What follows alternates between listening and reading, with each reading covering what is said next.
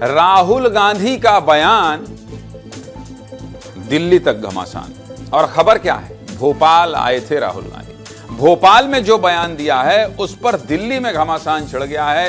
एक तरफ आपको राहुल गांधी मंच से बयान देते हुए दिखाई दे रहे हैं और दूसरी तरफ जो मुस्कान दिखाई दे रही है डॉक्टर मोहन यादव मध्य प्रदेश के मुख्यमंत्री की कुटिल। ऐसा लग रहा है क्या आप फंस तो गए, आप समझ गए आप। राहुल गांधी 3 जून को मध्य प्रदेश आए थे। राहुल मध्य प्रदेश आए तो कांग्रेस संगठन को मजबूत करने और रसातल में जा रही कांग्रेस को नई संजीवनी देने के लिए आए थे। लेकिन मध्य प्रदेश में राहुल गांधी कांग्रेस में कितनी जान फूंक पाए हैं ये तो समय के साथ पता चलेगा। लेकिन मध्य प्रदेश में राहुल गांधी का दिया एक बयान अब उनका पीछा नहीं छोड़ रहा है।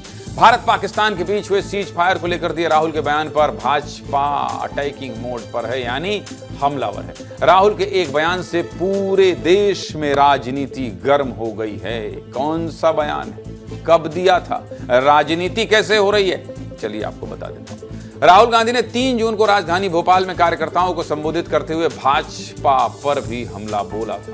इस दौरान ऑपरेशन सिंदूर के बाद पाकिस्तान के साथ हुए सीज फायर को लेकर राहुल गांधी ने प्रधानमंत्री मोदी पर निशाना साधा था। सबसे पहले आप ये सुन लीजिए कि आखिर राहुल गांधी ने क्या कहते हुए निशाना साधा था, फिर आगे इस खबर पर बात करेंगे, सुनिए। बीजेपी आरएसएस वालों को अब मैं अच्छी तरह जानता हूं। इन पर थोड़ा सा दबाव डालो, थोड़ा सा धक्का मारो, डर के भाग जाते हैं ये लोग। जैसे उधर से ट्रंप ने एक इशारा किया, फोन उठाया, कहा मोदी जी क्या कर रहे हो, नरेंद्र सरेंडर, और जी हजूर करके नरेंद्र मोदी जी ने ट्रंप के इशारे का पालन किया।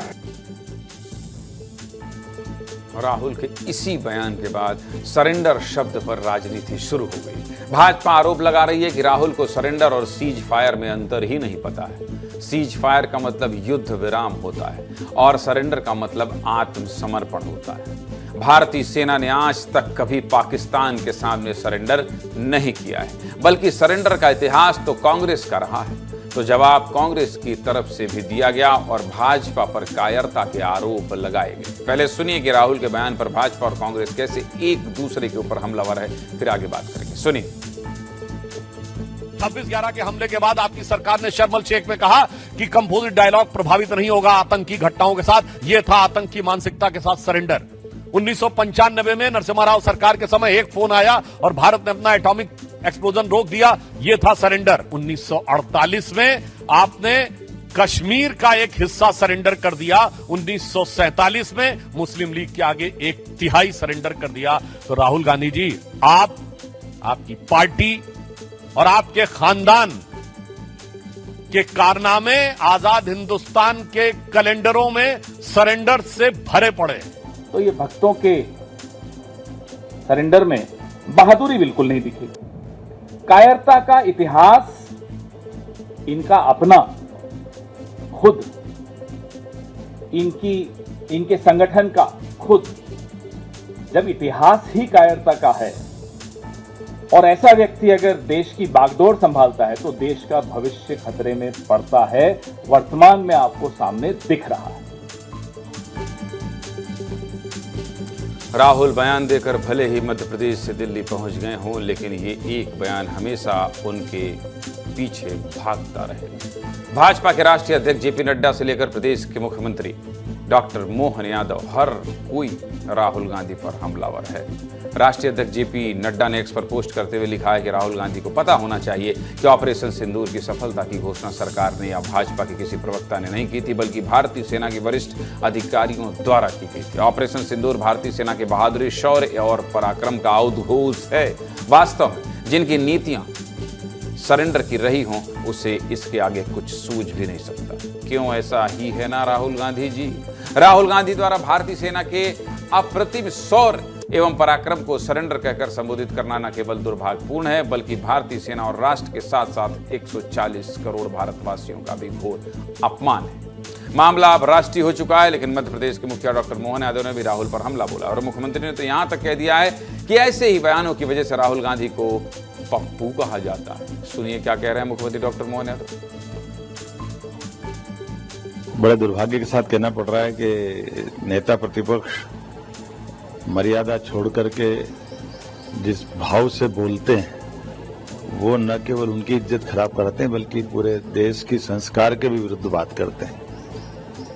पहले अपनी दादी के लिए जिस प्रकार से जूते पहन के फूल फेंक के जाते हैं, उसी प्रकार से सुश्री प्रधानमंत्री के लिए जो उनने शब्द बोले हैं और जिस ढंग से ट्रम्प की बात की है, ये उनका एक तरह से हल्कापन सबके सामने आता है। मैं निंदा करता हूँ। मन में सच में मेरे मन में तो बड़ी निराशा भी है और ये हमारे प्रदेश में तो ऐसी बातों को कोई बर्दाश्त नहीं करता है, पूरा देश बर्दाश्त नहीं करता है। इसमें पुनः आपके माध्यम से अपील करूंगा कि राहुल को माफी मांगना चाहिए, इसीलिए तो फिर पप्पू कहते हैं। थोड़ी हंसी आ रही है पर नियंत्रण रेखा के बाहर नहीं जाने दूंगा। चारों तरफ से घुर चुके मुख्यमंत्री जब इस तरह से कहते हैं, इसीलिए तो पप्पू कहते हैं, तो थोड़ा सा खबर पढ़ते पढ़ते लगता है कि अरे ये क्या हो रहा है। चारों तरफ से गिर चुके राहुल गांधी के बचाव में विपक्ष भी एकजुट हो गया है। कांग्रेस पार्टी से लेकर उसकी सहयोगी पार्टी के नेताओं ने मीडिया के सामने आकर राहुल के पक्ष में बयान दिए। क्या कह रही जनता और विपक्ष के नेता क्या कह रहे हैं, पहले ये सुनिए।